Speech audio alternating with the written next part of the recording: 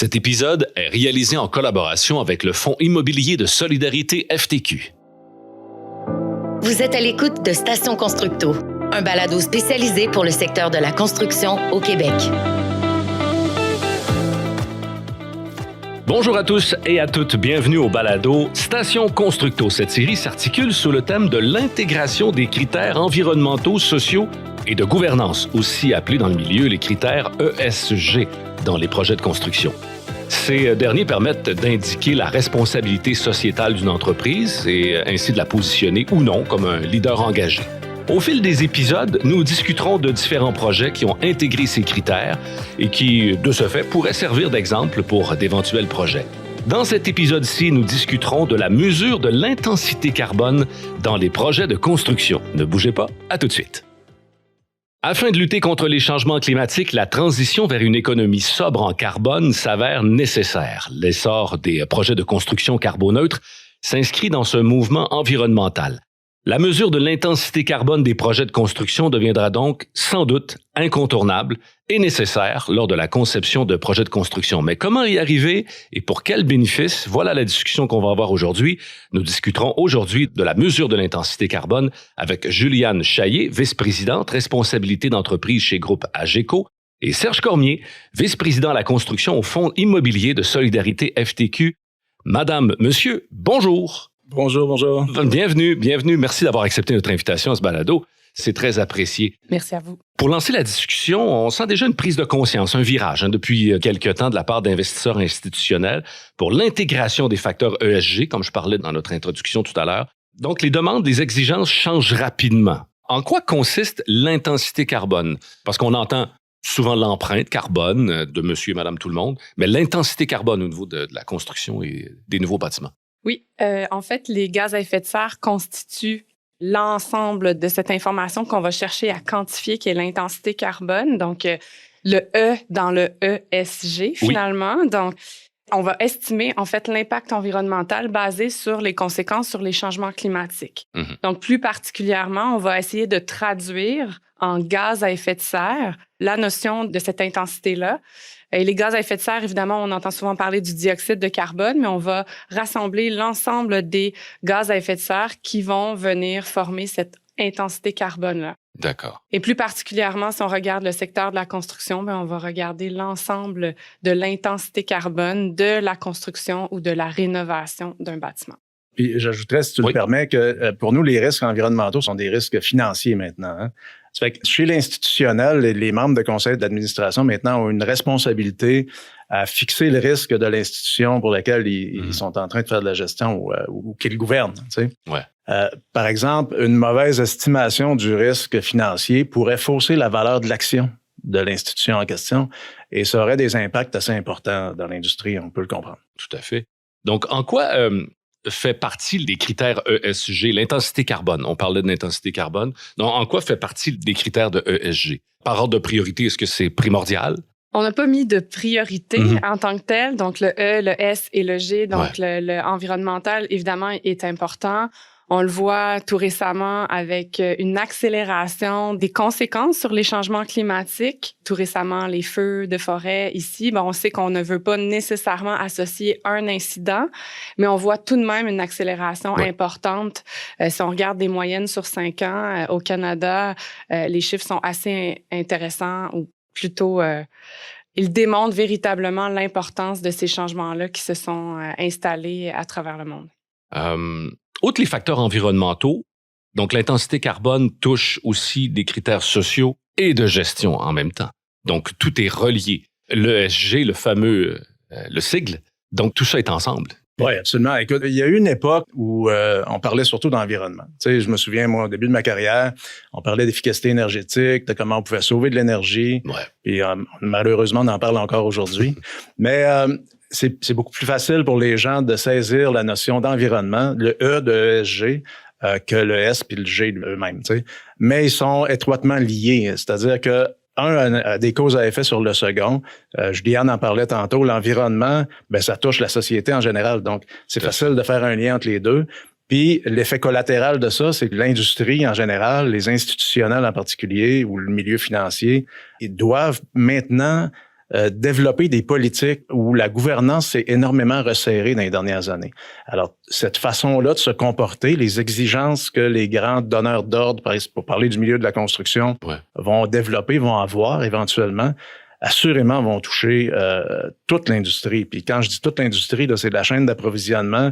Nous, on travaille avec des promoteurs, investisseurs, développeurs, constructeurs, entrepreneurs spécialisés, puis toute la chaîne d'approvisionnement qui va avec.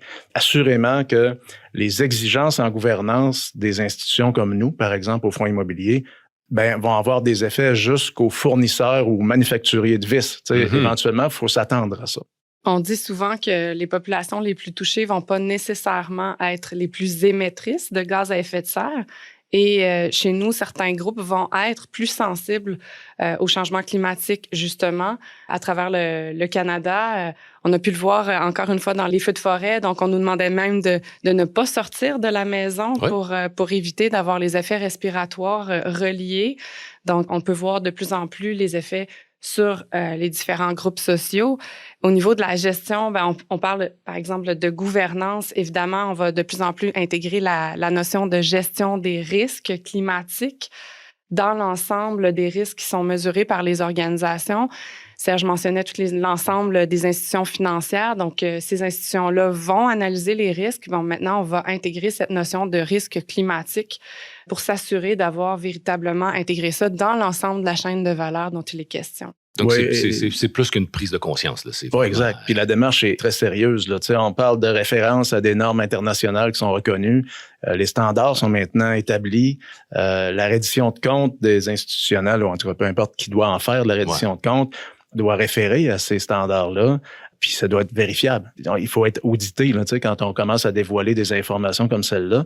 Donc, la démarche est extrêmement sérieuse. Donc, on est dans le concret. Parlant de concret, comment on le calcule, l'intensité carbone? Comment on calcule ça? L'intensité carbone, ça va être l'évaluation de l'ensemble des gaz à effet de serre qui sont émis par ici, dans ce cas-ci, ça va être une construction ou une rénovation. On va regarder les gaz à effet de serre de l'extraction de la matière première jusqu'à la gestion en fin de vie des matériaux, en passant par l'énergie opérationnelle d'un projet de construction. D'accord. Tout ça pris en compte, comme on en discutait tout à l'heure. En fait, ça nous prend des experts pour le faire. Là. Juliane en est une.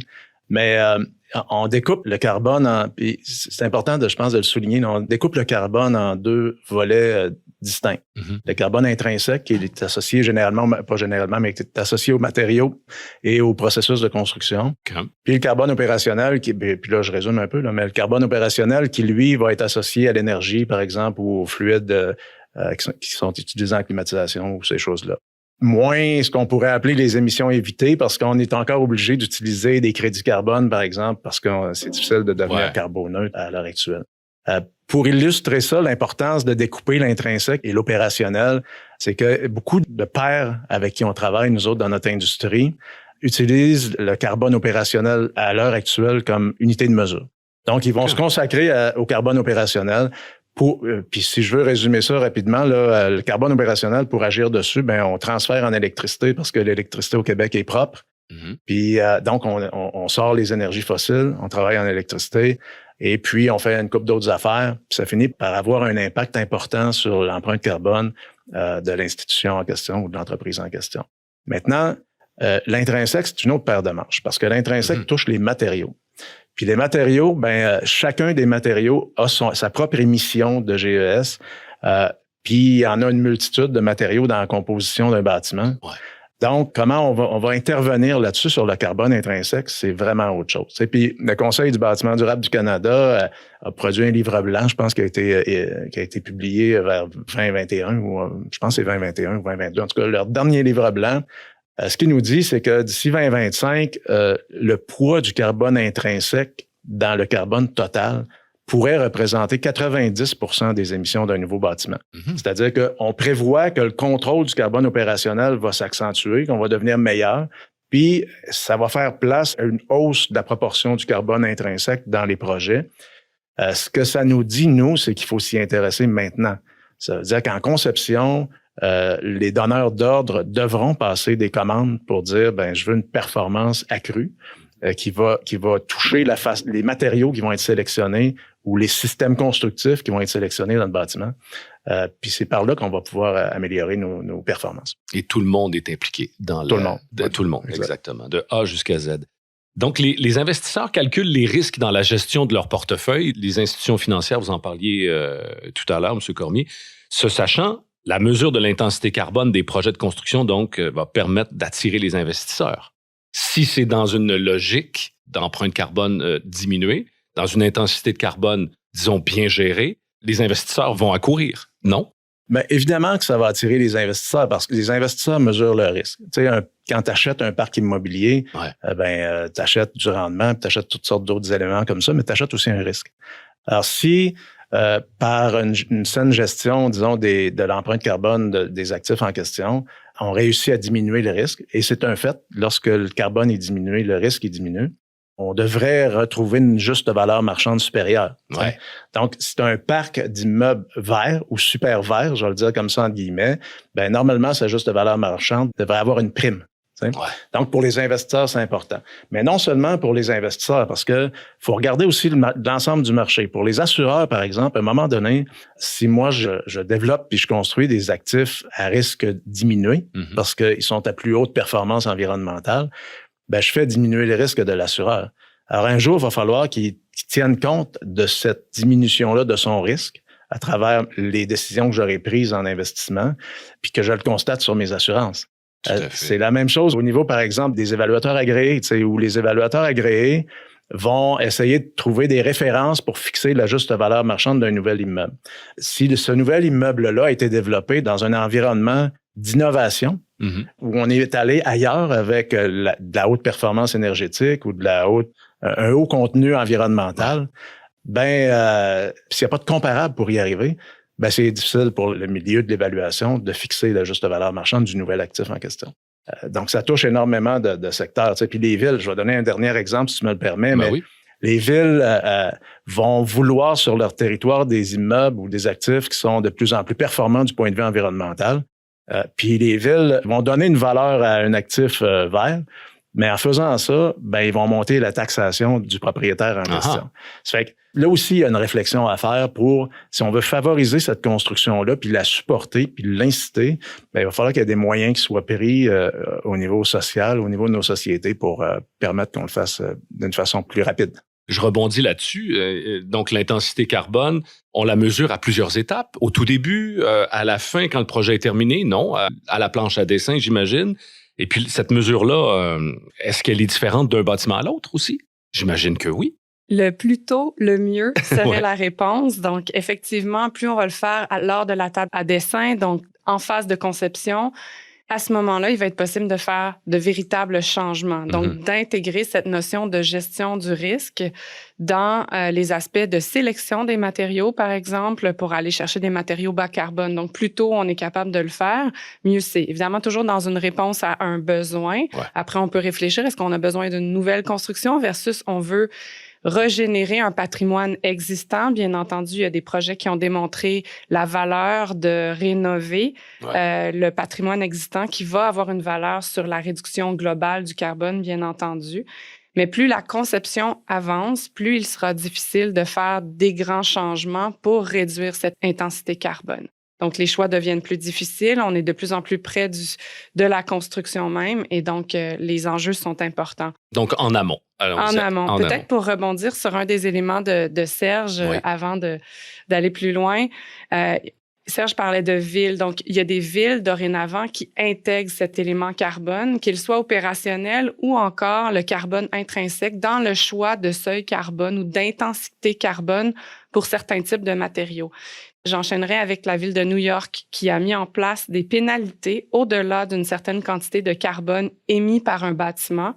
Donc, c'est vraiment un élément à tenir en compte dorénavant dans l'équation, dont la gestion des risques aussi. On parlait d'assurance tout à l'heure, mais là, il y a aussi des villes qui vont avoir maintenant cette intensité carbone. Puis il y a des villes aussi, si tu me le permets, Juliane, qui commencent à pénaliser les bâtiments.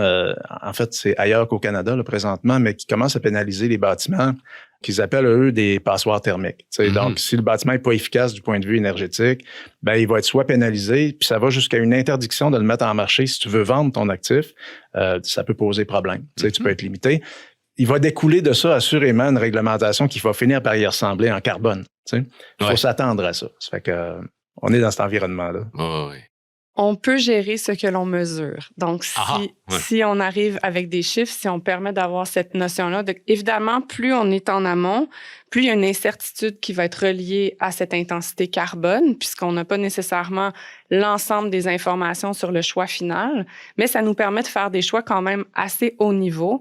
Et plus on avance près du moment de la construction ou du projet de rénovation, là, l'incertitude diminue sur cette intensité carbone, mais on a une photo qui semble la plus intéressante possible. Peut-être un autre élément, c'est les pays, les villes et également les organisations vont se doter dorénavant de cibles de réduction. Donc, on va pas regarder un seul projet, mais un ensemble de portefeuilles pour soit répondre à la cible ou au signal qu'un pays va nous avoir donné ou encore une ville. Et donc là, on fait des choix pour le portefeuille en ce sens de ce qui a été dicté soit par les villes ou encore par certains pays.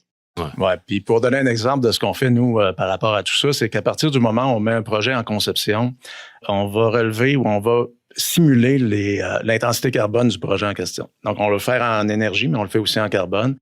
Et en fonction de ça, là, on commence à sortir des données. C'est ce que je suis en train d'illustrer. Donc, une simulation avant la construction? Oui, au moment, dès qu'on entre, on embarque sur les tables à dessin ou sur les ordi maintenant, on commence à réfléchir à l'empreinte carbone de ce qu'on est en train de construire, autant du point de vue intrinsèque que du point de vue opérationnel. Puis pendant toute la période d'investissement-construction, l'intrinsèque devient rapidement une donnée réelle parce que les matériaux se concrétisent. L'opérationnel, qui est associé à l'énergie, lui, va demeurer théorique pendant un certain temps. Ouais. Mais au moment où on commence à exploiter ces immeubles-là, là, les données se transforment de la théorie à la réalité. On a cette préoccupation-là aujourd'hui de monitorer ce qu'on construit. On est dans le très, très, très concret, là. Donc, ça devient nécessaire, à quelque sorte, de mesurer l'intensité carbone de nos projets au fur et à mesure qu'on avance et dès le départ. Absolument. Si on construit un immeuble, je vais l'appeler brun, mais si on construit un immeuble conventionnel, peu performant, dans notre environnement, dans notre écosystème, on appelle ça des immeubles bruns, des immeubles verts.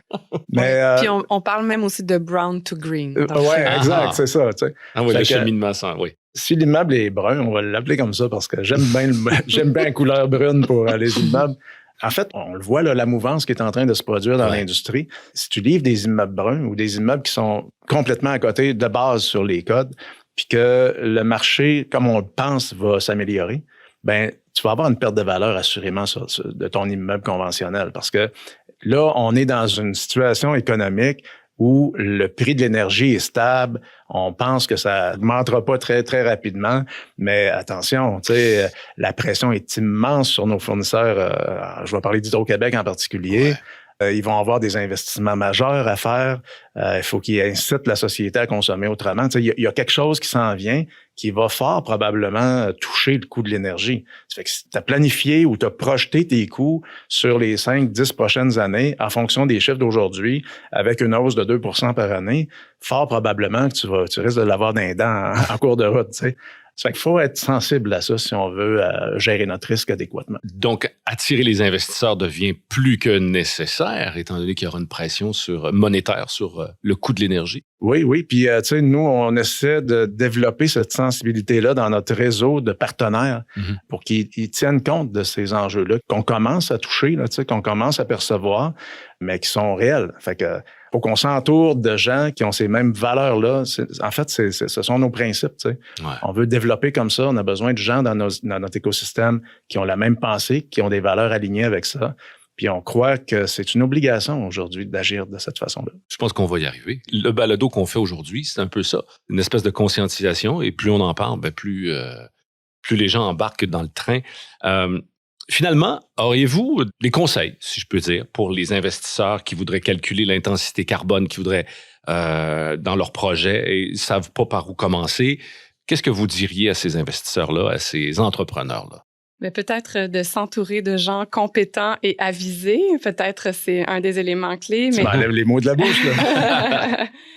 Mais en fait, je pense qu'analyser son portefeuille, c'est une des premières étapes. C'est un des éléments les plus importants. Comprendre son portefeuille, sélectionner des projets types, réaliser un premier bilan pour justement constater les défis au niveau de la collecte d'informations, qu'est-ce qui est disponible, qu'est-ce qui n'est pas nécessairement disponible avec les équipes de projet et de faire justement ce premier bilan carbone pour comprendre. C'est sûr que la mesure du carbone des matériaux, donc le fameux carbone intrinsèque, est peut-être un peu plus complexe que celle de l'opérationnel, comme le mentionnait Serge, donc où est-ce qu'on va plus traduire rapidement une donnée en énergie, souvent de l'hydroélectricité ici au Québec. Mais de plus en plus, on le voit là, que ce n'est pas possible de ne pas faire ces deux empreintes carbone-là. En fait, ces deux visions du carbone, à la fois de l'opérationnel, donc de l'énergie, et des matériaux. Si on se projette il y a peut-être 8 ans, effectivement, il y avait peu de bases de données, mais une accélération incroyable d'informations qui sont maintenant disponibles. Donc, on peut plus dire qu'on... On peut plus ignorer ça. On peut plus se mettre dans cette inertie et l'information est dorénavant disponible pour faire des bilans. J'ajouterais que c'est tellement basique qu'il faut passer par une prise de conscience. Je pense que c'est pas tout le monde encore qui même a pris conscience de ce qui se passait ou du moins qui le reconnaît. Fait qu'à partir du moment où tu as fait ça, Juliane le disait tantôt, il faut s'entourer de la bonne façon. Puis il faut avancer. Il faut développer ses compétences. Il faut lâcher le vocabulaire de l'ESG là, puis aller plus profondément que ça. Donc, il faut se faire une tête, il faut développer ses compétences, il faut inscrire ça dans des politiques d'entreprise. Puis c'est comme ça que tu vas tirer ton propre train vers l'avant, mais aussi un peu l'industrie vers l'avant. Oui, puis c'est comme ça pourrait donner un second souffle à un paquet de personnes aussi. C'est un deuxième élan, en fait. Il y a une économie derrière ça. Exactement. Il faut arrêter de le voir comme une contrainte. Là. Ouais. Il y a une économie derrière ça. Puis on est tellement bien positionné au Québec pour y arriver. Là. On a tous les outils pour faire ça. La connaissance est là, les experts sont autour de nous, nos professionnels savent comment faire, les constructeurs développent des compétences pour le faire, et puis je dirais que c'est déjà en bonne partie fait. Il reste le marché de l'investissement qui s'y intéresse, qui développe ses compétences, puis qui est un levier en construction, là, qui est un levier majeur pour faire changer les choses. Ça fait qu'on en est rendu là. D'accord. On a une excellence du savoir-faire au Québec sur les enjeux de l'intégration des meilleures pratiques en environnement bâti durable et je pense que c'est vraiment le moment de passer à l'action. Oui, on l'enseigne, on en parle de plus en plus, donc Exact. Il faut mettre l'épaule à la roue, comme on dit. Merci beaucoup d'avoir participé à ce balado aujourd'hui. Merci à vous deux. Grand plaisir. Merci, au plaisir. Merci. C'est ce qui termine cet épisode de cette série qui s'articule sous le thème de l'intégration des critères ESG. Nous souhaitons remercier Juliane Chaillé, vice-présidente, responsabilité d'entreprise chez Groupe AGECO, et Serge Cormier, vice-président de la construction au Fonds immobilier de solidarité FTQ. Nous tenons également à remercier le Fonds immobilier de solidarité FTQ pour sa collaboration dans la réalisation de cette série. Suivez-nous sur les réseaux sociaux pour rester à l'affût de la sortie de notre prochain épisode qui portera quant à lui sur le modèle d'affaires d'Utile, l'unité de travail pour l'implantation de logements étudiants. Merci, à très bientôt.